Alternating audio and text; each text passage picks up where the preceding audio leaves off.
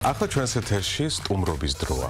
1880 წლის 20 ნოემბერს მე-20 საუკუნის ერთ-ერთი უდიდესი ქართველი მწერალი, პუბლიცისტი, ეროვნულ განმანთავისუფლებელი მოძრაობის ერთ-ერთი ლიდერი, მიხეილ ჯავახიშვილი დაიბადა. მწერალის ცხოვრებასა და შემოქმედებით გზაზე ჩვენ სტუმართან ერთად ვისაუბრებთ. თამაზ ვასაძე, ქართველი ლიტერატურათმცოდნე და კრიტიკოსი შემოგვერთდა ჩვენს სტუდიაში. შენ ხარ მარადიული, განუყრელი და ერთადერთი წევრი და მსახური შენი მშობელი საქართველოსი. აი ამ სიტყვებით გვინდა ბატონო თამაზ რომ დავიწყოთ მიხეილ ჯავახიშვილზე საუბარი. ყველაფერი დაიწყო 1903 წელს, როდესაც გაზეთ ცნობის ფურცელში გამოქვეყნდა მოთხრობა ჩანჩურა. შემდეგ იყო მეჩექმე გაბო. შემდეგ კურკას ქორწილი. მისი წერის მანერა იყო იმდროინდელი საქართველოსთვის ძალიან უჩვეულო, რადგან ის სოციალურ თემებს ეხებოდა. დასაწყისში ახალგაზრდა მიხეილის პოპულარობა ჩვენს ქვეყანაში სწორედ მისმა წერის მანერამ განაპირობა? წერის მანერამაც რასაკვირველია, თვითონ მისი ენა, მეტყველება. არ შეიძლება არ გამოარჩიო. სხვა წერასა და მანერას შორის რაღაცა მაღალი ტემპერატურა, თითქოს აწეული აქვს ტემპერატურა მის ფრაზებს, თითქოს რაღაც ხელსაგანს ეხები და არასოდეს არ დუნდება მისი მხატვრობა და თხრობა დიდი ენერგიით არის ყოველთვის ეს. ამ ენერგიამ მოახდინა დიდი ზეგავლენა. ენერგია გადამოდის აი პირდაპირ. არა მისი ნაწერის კითხვისას და ამან დიდი შთაბეჭდილება მოახდინა და შთაბეჭდილება იმანაც მოახდინა, რომ მანამდე უჩვეულო ტიპის ადამიანები იქცნენ ამ წერლის პერსონაჟებად, ხო? ყველაზე გარიყული, დაჩაგრული მარგინალები, საწყალი ადამიანები. ეს თემა თვითონ ახლა გამოსარჩლების, დაჩაგრულთა გამოსარჩლების თემა არ არის უცხო ლიტერატურისთვის, მათ შორის არც ქართული ლიტერატურისთვის, მაგრამ სიახლე აქ რა იყო? სიახლე იყო ის, რომ თანაგრძნობას ერთოდა რაღაცნაირი ირონია თბილი. კი ბატონო. დასცინოდა თითქოს ოდნავ, მაგრამ თბილად. ძალიან თანაგრძნობელი იყო მისი თითქოს მათ ტყავში ძვრებოდა და ესე იგი არ იყო ჭარბად სენტიმენტალური მისი დამოკიდებულება, აი პრიმიტიულად სენტიმენტალური დამოკიდებულება ამ პერსონაჟების მიმართ რაღაცნაირად ობიექტურ ხედვასაც ინარჩუნებდა და ამაში ირონია ეხმარა. სხვათა შორის ზოგჯერ ისეა მიხეილ ჯავახიშვილთან, რაც უფრო დასცინის, მით უფრო ებრალება. რა თქმა უნდა. მით უფრო თანაუგრძნობს რაღაც ეგეთი უცნაური. ასევე არ შეიძლება რომ არ აღვნიშნოთ მისი ეს რაღაც განსაკუთრებული პატრიოტიზმი, რაც მის ყველა ნაწარმოებში ეს მძაფრად იგრძნობა. როგორ ფიქრობთ, მოახერხა მან ბოლომდე აი ამ ყველაფრის გადმოცემა თავის შემოქმედებაში?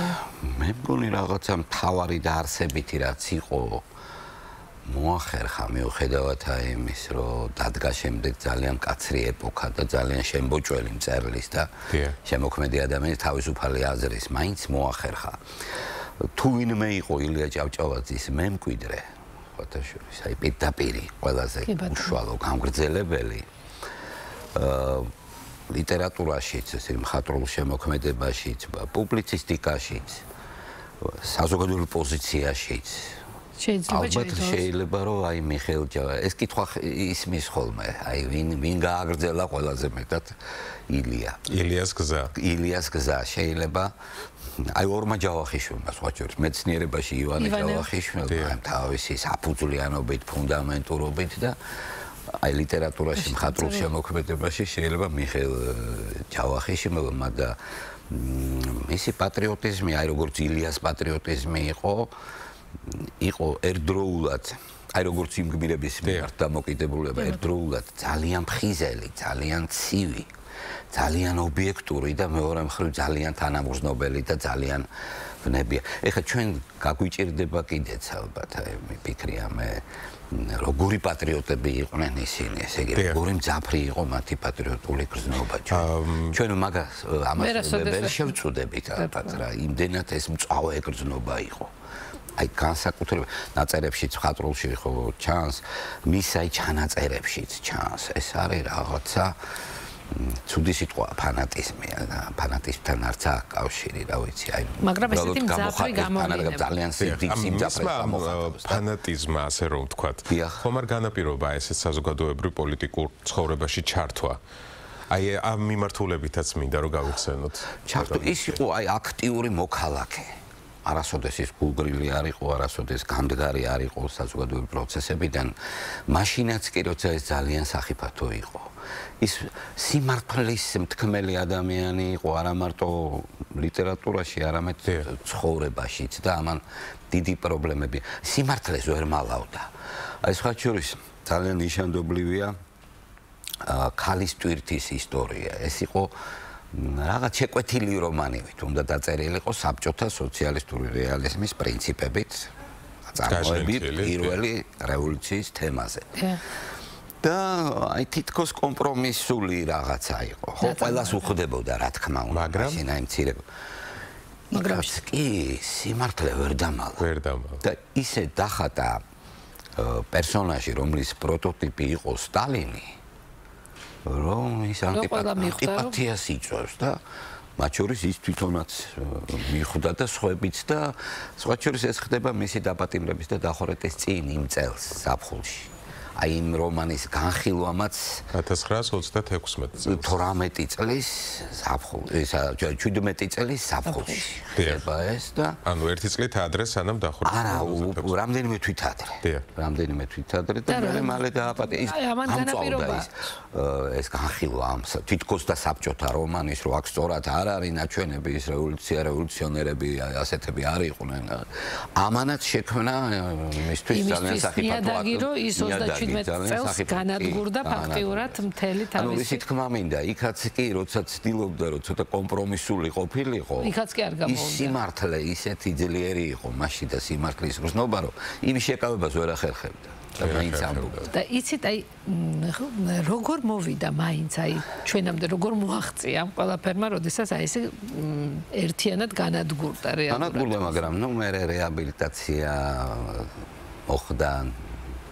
50-იან წლებში მოიხსნა ცენზურა ეს 53 წლის მერე სტალინის შემდეგ 56 წელი იყო ყველაზე მეტად. ბატონო თამას ყველა ნაწარმოები გამოქვეყნდა თუ საბჭოთა ხელისუფლებას რაც აწყობდა მხოლოდ რაღაცა იყო ერთი-ორი ნაწარმოები რომელიც არ იყო გადაკეთებული ვერსიები ხო არ გამოქვეყნა ან როგორი იყო აი იმ პერიოდში არა, ძირითადად ყველაფერი დაიბეჭდა იმ სახით გამოვიდა მის ხელიდან. ერთი-ორი ნაწარმოები იყო გამოუქვეყნებელი მანამდე საბჭოთა პერიოდში. ერთი მოთხრობა არის დამნარი ჯაჭვი ბოლშევიკებზე, აი ფანატიკოს ბოლშევიკებზე და მის ტრაგიკულ ისტორიაზე. დანარჩენი ყველაფერი ქვეყნდებოდა. მისი აი შემოქმედების წვერვალი პიკი მაინც დაემთხვა 20-იან წლებს. 20-იან წლებში, ესე იგი აი 40-დან დაახლოებით 40-დან 50 წლამდე ასაკში მან შექმნა ყველაზე მნიშვნელოვანი თავისი ჯაყოს ხიზნები კვაჭიკვაჭანტირაძე. თეთრი საყელო მოთხრობები ეს ლამბალო და ყაშა და სხვა და სხვა. ის კაცი. აი ხო, დაახლოებით 10 წლის განმავლობაში მე უკვე 20-იანი წლების ბოლოდან უკვე ძალიან გაჭირდა. ძალიან გაჭირდა და რაღაცა ფორმებს პოულობდა, მათ შორის აი ეს ქალის თვითი ვითომ საბჭოთა რომანი, იქაც რაღაც თავის სათქმელი თქვა.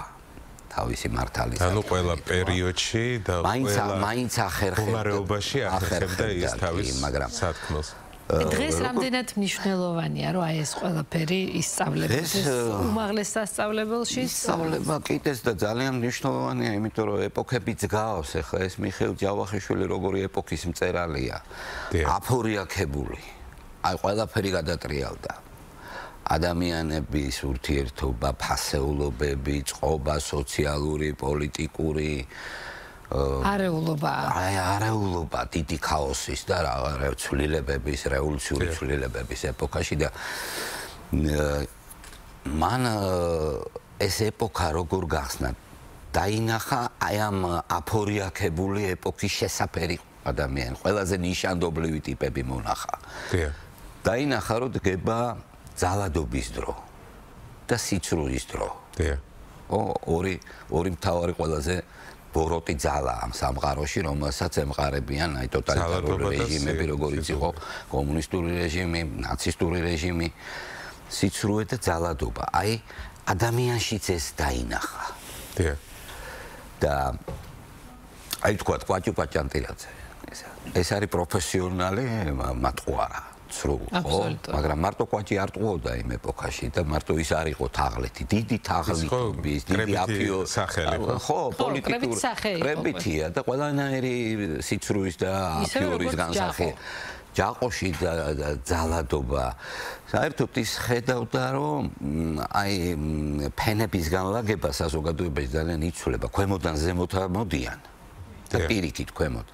ადამიანიც ესე დაინახა, აი ადამიანში რაც ქვენაა ის ზემოთ ამოვიდა, ამოტივტივდა, ესე ხედავდა ადამიანზე ხედავდა რეალურად ალბათ ესეც იყო. ასე იყო, მაგრამ აი დანახვა შემჩნევა ხო უნდოდა და გამოსახვა.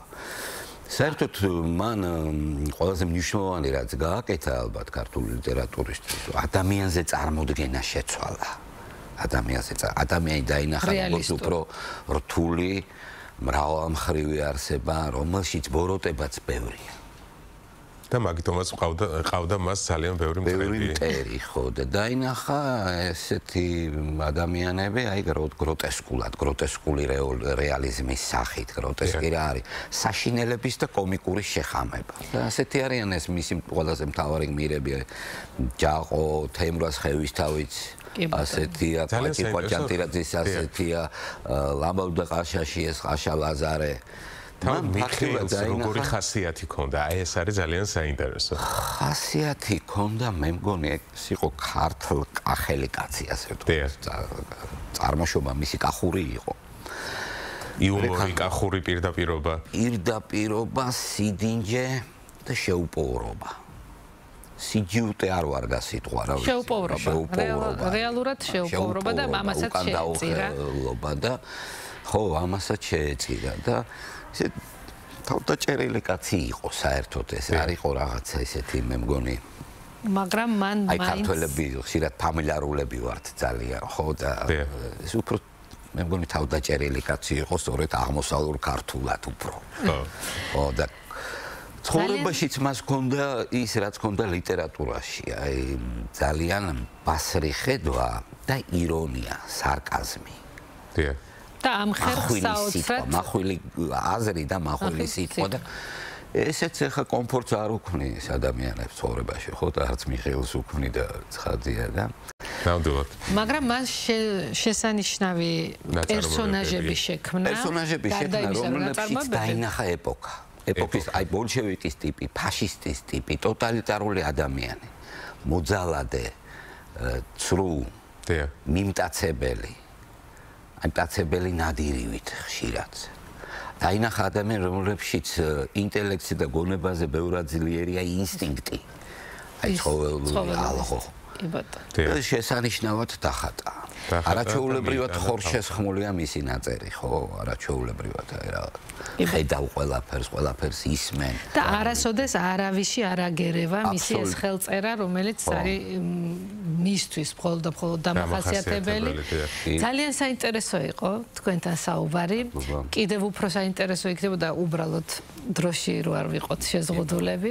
კი, ნამდვილად. ჩვენი გადაცემის სტუმარი გახდათ. ესეთი დიდი ადამიანები ქმნიან რეალურად საქართველოს ისტორიას და კარგია რომ იხსენებთ. კი, ყოველთვის.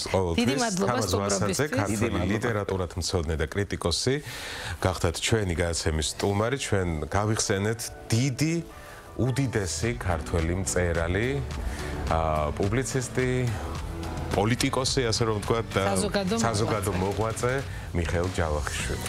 ძალიან დიდი მადლობა ბატონ თამს.